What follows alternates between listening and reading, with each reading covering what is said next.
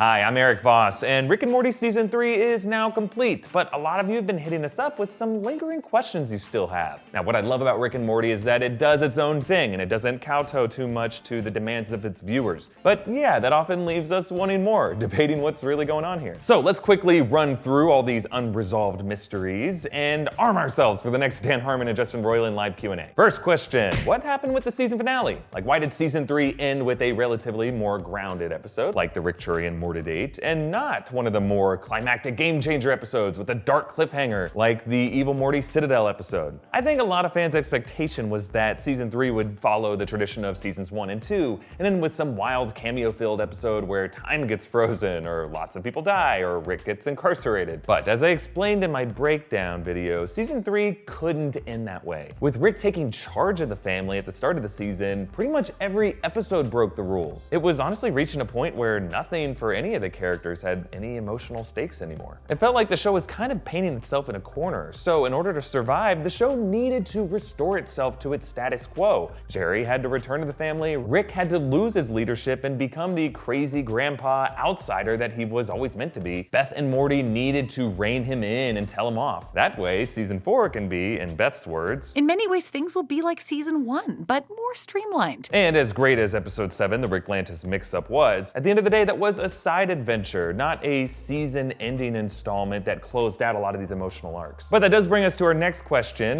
Why did the show bring back Evil Morty? I think our expectation was that Evil Morty was going to be this series game-changer, big bad, and that he was actually going to be the president that Rick faced off against in the finale. But that's not the kind of show Rick and Morty is. It's not so much a long game, plot-driven serial with overarching villains like Game of Thrones or Breaking Bad. It's a sitcom anthology with series-long emotional arcs for its characters. So I think they brought back Evil Morty for two reasons. One, to fulfill the wishes of fans who have been speculating about the villain since Season 1. Admittedly, that eye patch moment was a pretty awesome cliffhanger, so it makes sense that the writers would want to play with this element at some point again. But secondly, and I talked about this in my breakdown, the events of the Citadel reflect on a large scale the relationship between our Rick and Morty. Rick's routine cruelty toward Morty and toward himself creates conditions that bring out the darkest side of Morty.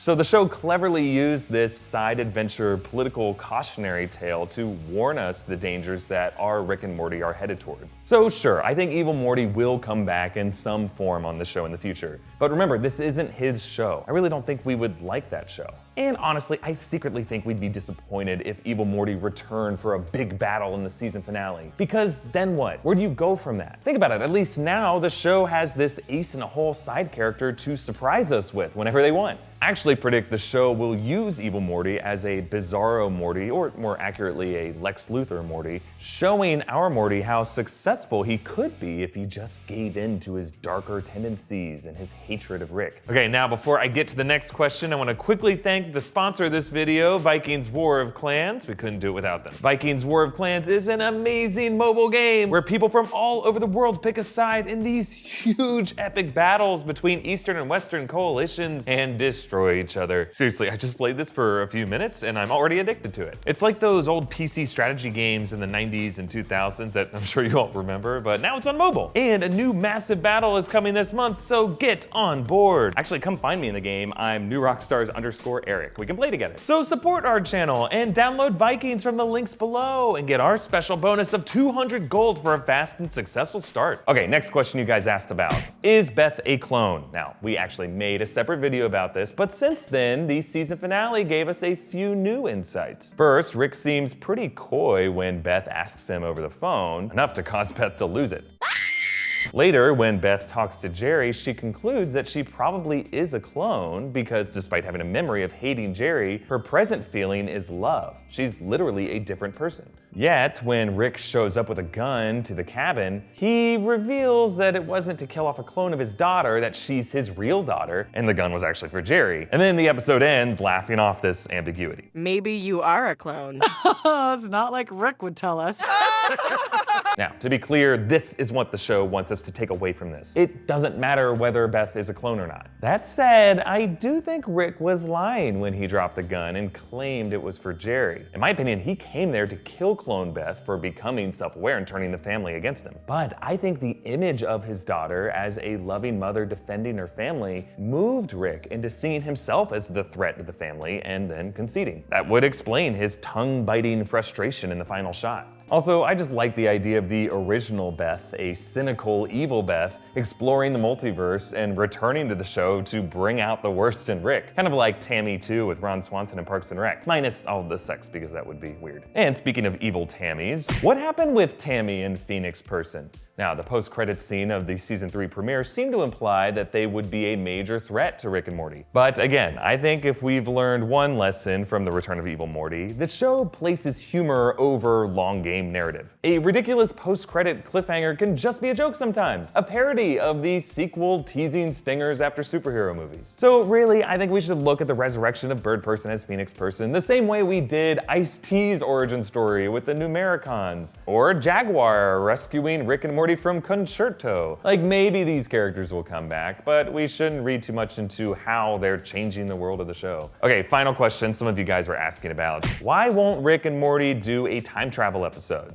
After 3 seasons, the show has delved into dozens of popular sci-fi concepts, but never time travel. Why? So even though the characters Rick and Morty were adapted from Roiland's animated shorts Doc and Marty, a loose parody of Back to the Future, Roiland and Harmon have made a rule for themselves to never bring time travel into this world. The reason, they felt, was that time travel has already been explored exhaustively in pop culture. I mean, time travel even came up in things that aren't thematically about time travel, like Harry Potter, Game of Thrones, Lost, too many superhero movies. And an early 2000s rom-com I'm sure you've all seen, Kate and Leopold. Actually, the time travel in that movie was pretty cool. So instead, Roiland and Harmon have shelved time travel. I mean, literally, in the background of the garage every episode, Rick's box of time travel stuff sits on the shelf unused like Christmas decorations. They're teasing us, saying, oh, we know time travel's a thing and we're not interested. That's why anytime on the show time travel could be a thing, they go to awkward lengths to explain it away. Season 3's The ABCs of Beth ended with Rick explaining his impossibly quick pizza delivery. By the way, that wasn't time travel. There were just a couple pizzas on the counter. I grabbed them. Meanwhile, the show instead focuses on alternate timelines and realities, moving laterally across them, but never forward or backward within any of those timelines. Do you think Rick and Morty will ever do an origin story for Evil Morty? What do you think his origin is? Let me know what other lingering questions or theories you have in the comments below, or hit me up on Twitter @Erik Voss, or follow New Rockstars @NewRockstars for updates on our videos. Like and share this video, and subscribe to New Rockstars for all of our Rick and Morty videos, and be sure to check out our breakdowns of the finale and the past season 3 episodes. All right, thanks for watching. Bye.